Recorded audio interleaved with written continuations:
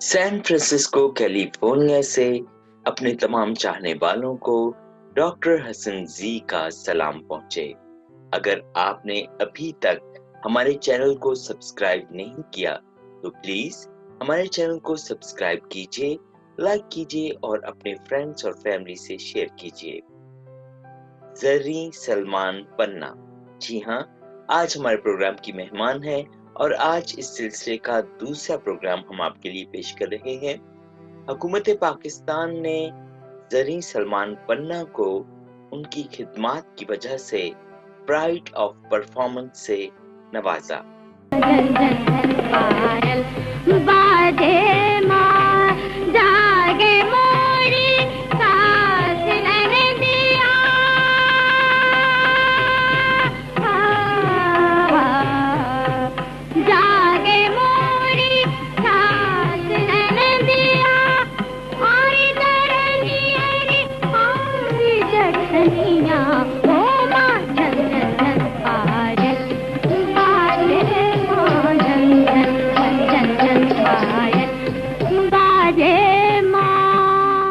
पन्ना जी, आपका फिल्मी सफर कैसे शुरू हुआ? एक एस्प्रो उस जमाने में होती थी, तो जिस वक्त उन्होंने मुझे एस्प्रो दी तो कहने लगे, एक था कि चलते चलते किसी की कमर में झटका आ गया। बड़ा मजेदार लतीफा है।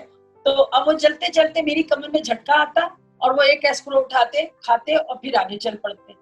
उस झटके ने मुझे 20 एस्प्रो खिला दी। 20 एस्प्रो इसलिए कि वो शॉट सही नहीं हो रहा था, कभी मैं इधर चली जाती थी कभी उधर, मगर ये कि उसके बाद वो शॉट हुआ। मगर गिन के मैं बता रही हूँ कि 20 एस्प्रो खा ली थी मैंने। उसके बाद फिर काफी फिल्में में, जैसे बाजीगर थी, उसमें मुसर्रत नजीर मेरे साथ थी, बहुत बड़ी आर्टिस्ट थी। मोहम्मद अली साहब थे, अब हमारे दर्पण भाई थे, और बड़े लहरी और अपना बहुत अच्छे हमारे बस अपने रहे लहरी साहब। और उसके बाद नजर साहब थे, और अच्छा बहुत मजेदार किस्म का वो कैरेक्टर था और काफी अच्छा रहा मुझे मेरा वो तजुर्बा। उसके बाद वहीद मुराद की एक फिल्म थी इंसान बदलता है, वो मैंने की। वो भी बड़ी अच्छी, शमीमारा के साथ मेरी दोस्ती भी थी और बड़ी मोहब्बत थी, बहुत बड़ी आर्टिस्ट थी वो। उसके बाद फिर इन फिल्मों के बाद मैंने लाखों फसाने, और उसके बाद कानून मुझे इसलिए पसंद है कि उसमें एक मेरा डांस था, बिल्कुल राजस्थानी टाइप का, और वो हमने क्लिफ्टन पे किया था। और इतनी गर्म वो रेत थी कि छाले पड़ गए थे पैर में, मगर वो करके छोड़ा था क्योंकि मेरा बड़ा पसंदीदा, वो बड़ा अच्छा मजेदार गाना था, पूर्वी स्टाइल का था। तो 8-10 फिल्में कराची में करके मैं, हाँ, सिंधी फिल्म थी उमर मारवी, वो मैंने, बड़ा मजा आया, वो मैंने की। और उसके बाद एक फिल्म थी लाखों फसाने, और काफी, मतलब मुझे कुछ नाम याद है। ये कानून भी थी, तेरा गम रहे सलामत वो भी थी, और पहले की तेरा गम रहे सलामत जो मैंने की। आंचल बहुत अच्छी थी, उसका बड़ा मजेदार एक गाना था लहरी साहब के साथ, खट्टी कड़ी में मक्खी पड़ी हाय मेरी अम्मा, मैंने मांगी लिपस्टिक मांगी, मुआ हॉकी स्टिक लाया। और इतना वो लोगों को पसंद आया था ये उटपटांग से लफ्ज थे कि लहरी साहब और मैं तो बस जोड़ा बन गया था मेरा उनका। और बड़े, क्या कहने, बहुत बड़े आर्टिस्ट थे, अल्लाह जन्नत नसीब करे। बहुत याद आती है क्योंकि मैंने काफी उनके साथ काम किया।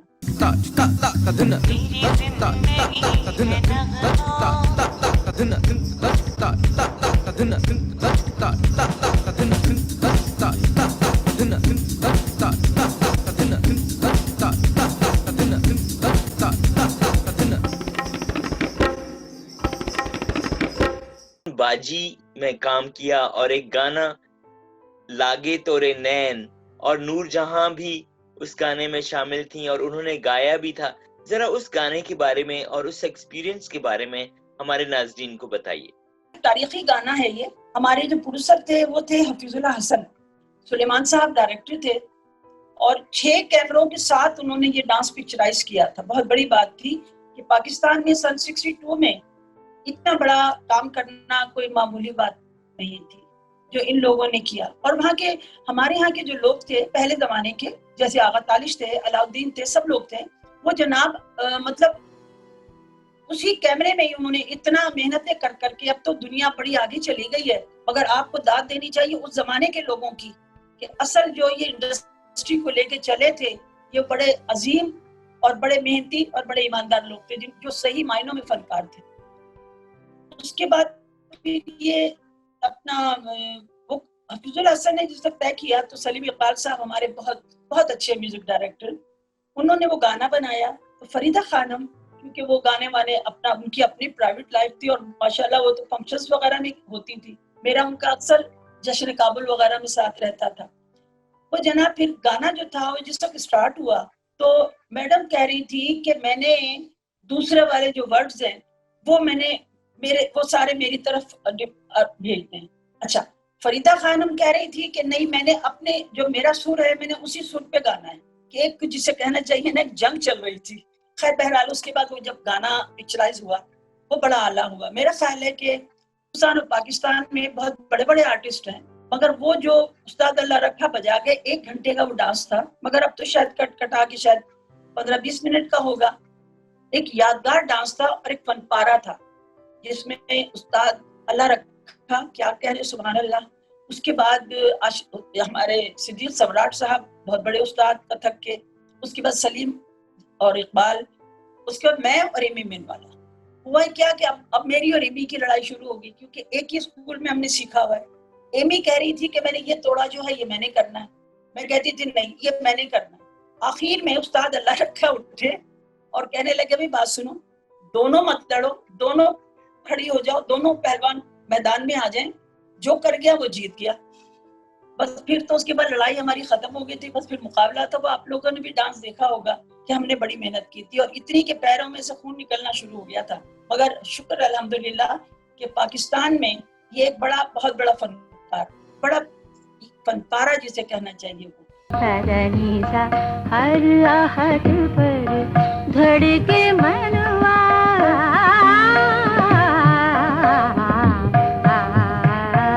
हर आहट पर धड़के मनवा, छन के पायल मोरी छन के कंगनवा, तोरे बिन रसिया मोरे मन बसिया, हर पल होवे चुभन मन मां, चुभन मन मां, चुभन मन मां, सजन लागी तोरी लगन मन मां, सजन लागी तोरी लगन मन मां।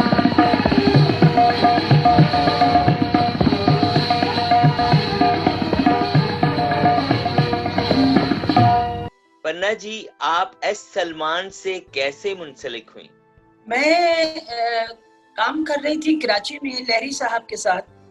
फिल्म थी बाजीगर, उसमें सुलेमान आए हुए थे शूटिंग के लिए, एक फिल्म इनकी बन रही थी साथ ही। बस ऐसे लहरी ने कहा कि भाई ये पन्ना है, उन्होंने कहा ये लाहौर से आए हुए हैं, ये एस सुलेमान है। हम दोनों ने एक दूसरे को देखा, हमने कहा ठीक है जी, अस्सलाम वालेकुम। वालेकुम सलाम। और ये वहीद मुराद के साथ इनकी बेहद दोस्ती थी, क्योंकि ये सारा खानदान लाहौर कराची जाता, उनके पास ठहरता था और वो आते थे, तो हम हमारे मतलब मेरे जो ससुराल थी, संतोष कुमार साहब और दर्पण भाई वगैरह, वहाँ ये लोग ठहरते थे। मतलब बहुत ही ज्यादा मोहब्बत थी। उनकी फिल्म कर रही थी, तो सुबह ही सुबह वहीद और उनके घर पे मैं रिहर्सल करती थी डांस की।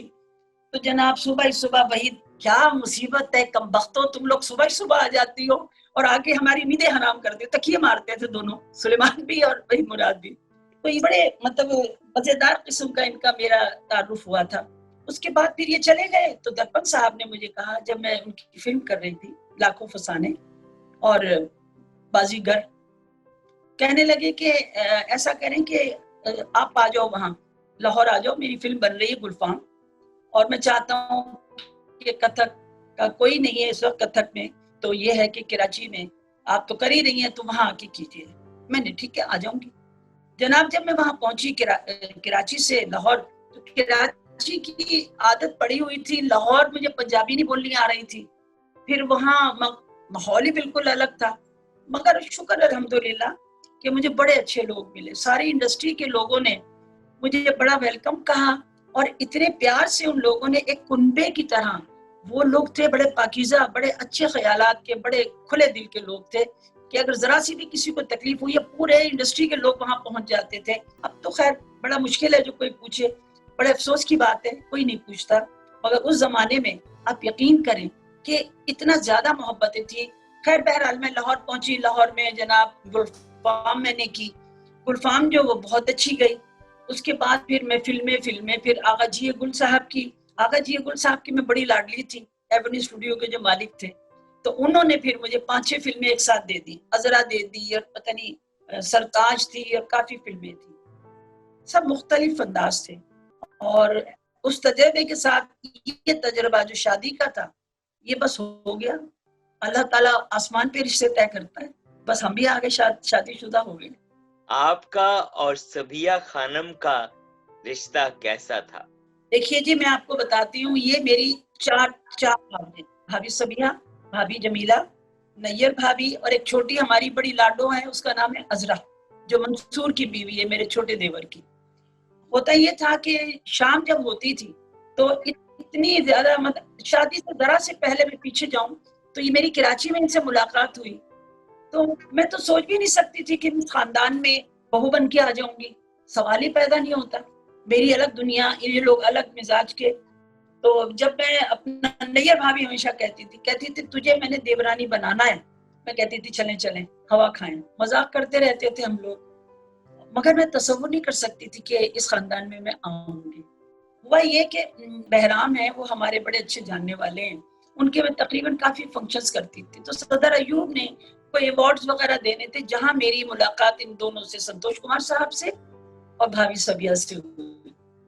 ये आए हैं, मैंने प्रोग्राम किया, अवार्ड्स भी ले। उसके बाद इतने प्यार से सबिया खानम मिली। वो एक दरवेश टाइप की औरत थी, अपनी दुनिया में ही रहती थी और एक उनको गुलाबी रंग पसंद था। उन्होंने पूरी जिंदगी में सबसे ज्यादा गुलाबी और सफेद रंग बहुत पहना। तो मैं तो उन्हें कहती थी, भाभी गुलाबो क्या हाल है आपके, बड़ी झाड़ी पड़ती थी, बड़ी बड़ी नफीस खातून। और उसके बाद यहाँ मैंने 4-5 साल काम किया, बल्कि 7 साल इंडस्ट्री में। 7 साल के बाद फिर मैंने शादी की। तो फिर सुलेमान साहब का था कि आप काम नहीं करेंगी, मैंने काम छोड़ के अपनी फैमिली में चली गई। तो ये इस तरह मेरा भाभी सबिया। अच्छा, मजेदार बात सुना, उनके यहाँ होता ये था, हमारे यहाँ जब कोई शादी ब्याह होता था ना, हमें जरूरत नहीं पड़ती थी कि हम किसी आर्टिस्ट को बुलाएं, किसी गाने वाले को बुलाएं, नहीं। भाभी जमीला ढोलक पकड़ लेती थी या भाभी सबिया बहुत अच्छा गाती थी, ये दोनों मेरी भाभियां।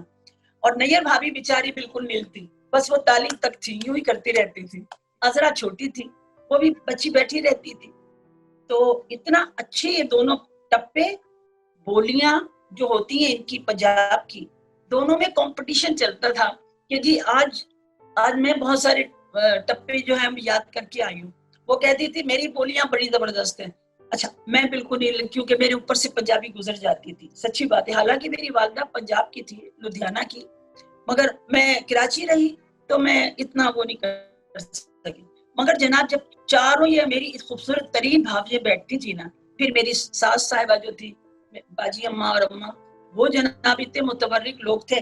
और बीच में एक पिटारी पानदान की आ जाया करती थी, और बस जनाब रात को 3 बजे तक हमारी महफिलें, दुनिया के गाने, दुनिया का नाच हमने कर छोड़ना।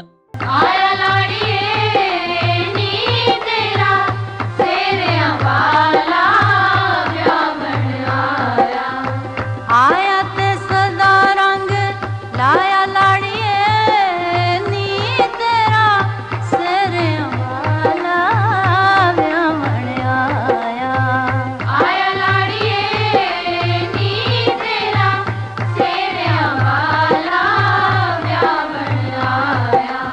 भाईजान की एक अपनी नशिस्त थी, उसमें मुस्तफा जैदी आ रहे हैं, हफीजुल्लाह हसन आ रहे हैं, जरनैल आ रहे हैं माशाल्लाह। फिर उसके बाद फैज अहमद फैज साहब, अहमद राही साहब, ये अपना हमारे जो थे अमजद इस्लाम अमजद, आइए रहमान साहब, बड़े बड़े लोग। बड़ी खूबसूरत वो जिंदगी थी और बड़ा ही खूबसूरत जमाना था। वो सुनहरी जमाना लौट के नहीं आएगा, मगर ये लोग बहुत याद आते। बहुत जल्दी चले गए सारे, बहुत जल्दी चले गए बस। पन्ना जी, आपकी जिंदगी में कोई ऐसा वाकया पेश आया हो फिल्म के सेट पर जो आप हमारे नाज़रीन से शेयर करना चाहेंगी? मैं और जमुरत, हम दोनों एक फिल्म का डांस कर रहे थे, अच्छा, उसमें ये था कि वो सपेरा, वो बीन बजानी थी। अच्छा जनाब, उन्होंने क्या किया, कह लगे बस जमुरत तुम एक बीन तुम पकड़ लो, एक मैं पकड़ लूं, जरीन पकड़ लेगी पन्ना। अब जनाब हमने जब वो शुरू किया बीन को बजाना, और पिटारी इस कमबख्त सांप वाले ने लाके हमारे सामने रख दी। मैंने समझा यही ऐसे ही कुछ होगा जैसे होता है कि डमी रख दी।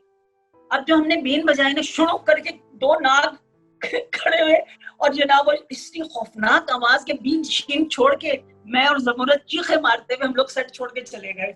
हमने कहा भाई हमने नहीं करना ये काम। और उसके बाद उन्होंने उस सांपों को दूर रखा, और उनका फिर वो डांस वांस मुकम्मल हुआ। फिल्म थी शबाब किरानी साहब की, बुलबुल बगदाद। तो क्या हुआ, उन्होंने यहाँ रावी के पास मुझे घोड़ा लेके भागना था मैंने। लो जनाब, अब ये सोचिए कि मैं जिंदगी में कभी घोड़े पे सवारी नहीं हुई। मैं कहूँ शबाब साहब मैं नहीं कर सकूंगी, कि नहीं तुमने करके देखना है, करो काम। अच्छा जी, अब जब खड़ी घोड़े पे बिठा दिया उन्होंने, और जनाब वो जो रास्ते खेती पता नहीं क्या चीज उसकी दब गई मुझसे। जनाब वो तो घोड़ा बिल्कुल सीधा खड़ा हो गया, और जनाब मैं जाके वो गिरी, शुक्र खुदा का कि हड्डी पसली नहीं टूटी, रहता था। मगर जनाब मैं तो छोड़ छाड़ के मैंने कहा जी मैंने ये नहीं काम करना। ये इस किस्म के हादसे वैसे जिंदगी में आते रहते हैं, और आने भी चाहिए, ताकि इंसान दुखों को झेल भी सकता है और वो तजुर्बों से फायदा भी उठाता है। उम्मीद है आपको आज का प्रोग्राम अच्छा लगा होगा।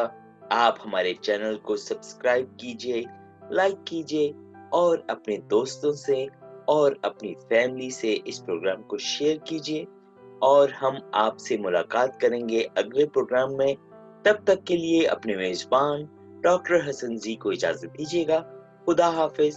पाकिस्तान जिंदाबाद।